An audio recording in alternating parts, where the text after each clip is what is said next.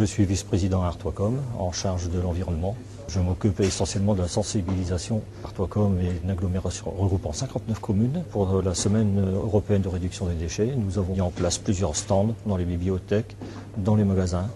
Nous avons fait des conférences sur le compostage domestique. C'est un moment extrêmement important pour la communauté, pour sensibiliser au maximum le public sur cette problématique de réduction des déchets, afin de protéger l'environnement et de réduire les coûts de collecte des déchets qui représentent 50% du budget d'Artois-Com.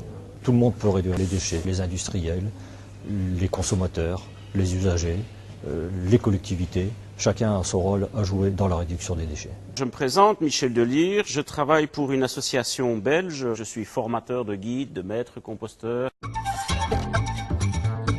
On procède à une pré-transformation des matières que l'on va mettre sur le sol, en surface. Et ce compost va continuer à se transformer en humus, grâce au soleil, grâce à l'air, grâce aux précipitations et grâce aux micro-organismes du sol. Et cet humus va servir de nourriture pour les plantes. Pour un sol correctement équilibré, il faut 8% d'humus. On est en moyenne en Europe à 2,5.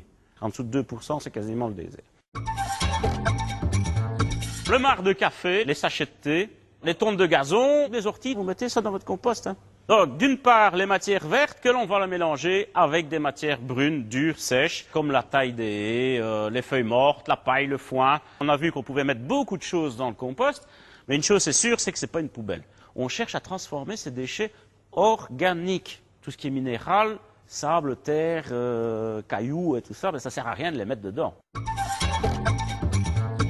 Deux grands acteurs du compost, les bactéries et les champignons. À côté de ça, vous avez des cloportes, vous avez les vers qui s'appellent Escherichia fétida. Ce qui est important de savoir, c'est que ce sont des êtres vivants, donc ils ont besoin d'air. On doit mettre un petit peu d'eau, mais pas de trop. 50 à 60% d'humidité. Il ne faut pas hésiter donc d'arroser, et après la nature fera le reste. Les vers de compost ne viennent pas grâce aux mouches, ils se reproduisent entre eux et ils viennent du sol.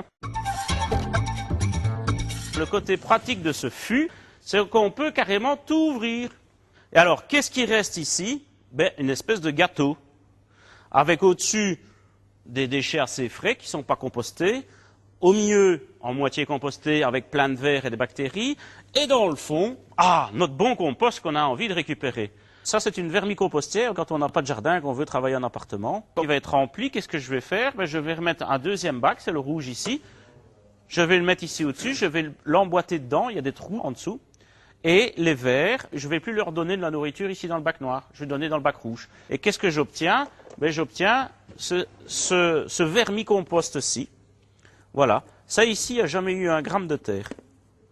Ce sont tous des déchets de la cuisine. Quand on le fait en appartement, ce qui est intéressant, on va voir dans le fond un jus. Et ce jus-là peut être récolté, dilué 10 fois, et on arrose toutes les plantes, ça sert d'engrais. On utilise le compost, comment? Dans son potager, par exemple, plus ou moins 5 kg au mètre carré pour les légumes gourmands, 2 kg pour les moins gourmands. Et pour tout ce qui est plantation, petit arbustio, 2 kg par mètre carré. Dans la pelouse, 2 kg par mètre carré aussi, mais tous les 2 ans. Quand c'est mélangé avec votre sol, ça va justement donner toute une structure et une aération. Ça va nourrir la terre, ça va maintenir l'eau et ça va maintenir la vie dans ce sol-là. Vous faites un geste citoyen en faisant votre compost.